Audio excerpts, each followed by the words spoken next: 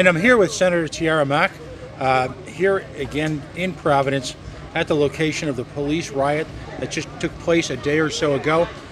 Senator Mack, as we speak, events last week where a young man was shot in one of the suburbs. The events of this week were literally little children were terrorized, just absolutely terrorized, brutalized. The full force of the Providence police, if you will, criminal justice system, and I use that term loosely, coming down upon a nice family in a nice neighborhood in South Providence.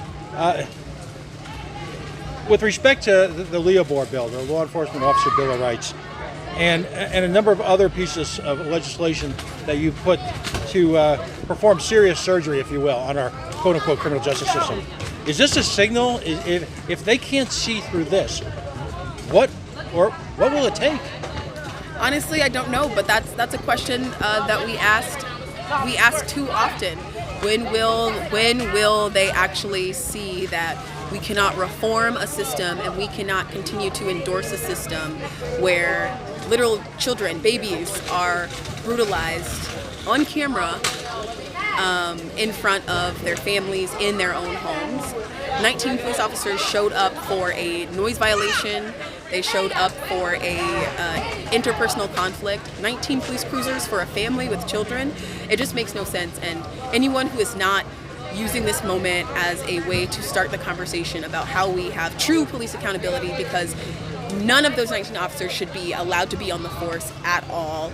And there is almost little to no recourse that we can take to make sure that they are held accountable for their actions, because we have the harmful LEOBOR protections for officers that's going to prevent almost any level of accountability, which is the most heartbreaking part, aside from seeing 14-year-olds and seeing this family who is suffering the traumatic aftermath of that attack. How long does an event like this stay with a small child? For fucking ever. Like, I couldn't even look at one of the kids' faces who received one of the worst punishments. 14 years old. He looks like my little brother. And the fact that there was an adult person in charge of making split-second decisions who looked at a 14-year-old who looks like a child and decided to beat him, put him in handcuffs, arrest him, and was put in a cell and is on his own. Like, that just, there is no level of decision making and there's no level of training that can be done to make that person see our young black and brown people as human. And we have to seriously overhaul a system where that is possible. On another note, there's legislation pending that would severely curtail, almost eliminate the use of solitary confinement here in the state of Rhode Island.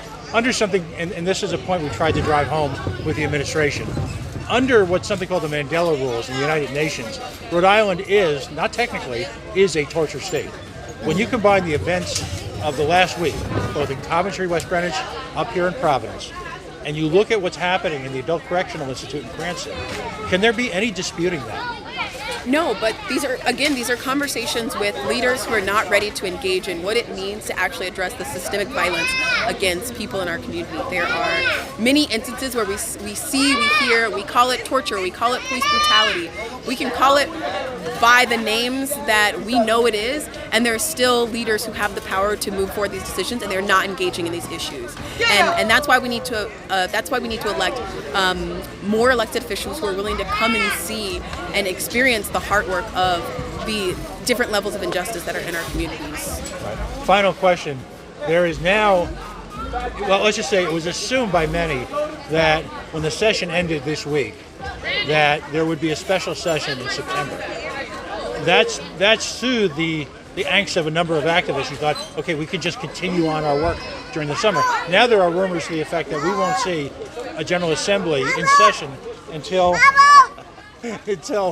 January. Yeah.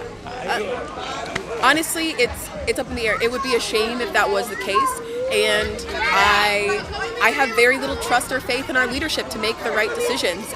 We can't even end state-sanctioned torture in our state. We cannot hold our police officers accountable. We can barely even tax the rich. So it's a hard order to ask them to hold a session where we can have other important legislation that we need to get done. And we're still in the middle of a global pandemic. So, yeah. Well, thank you, Senator Mack. Thanks for spending time with us this afternoon. Have a good one.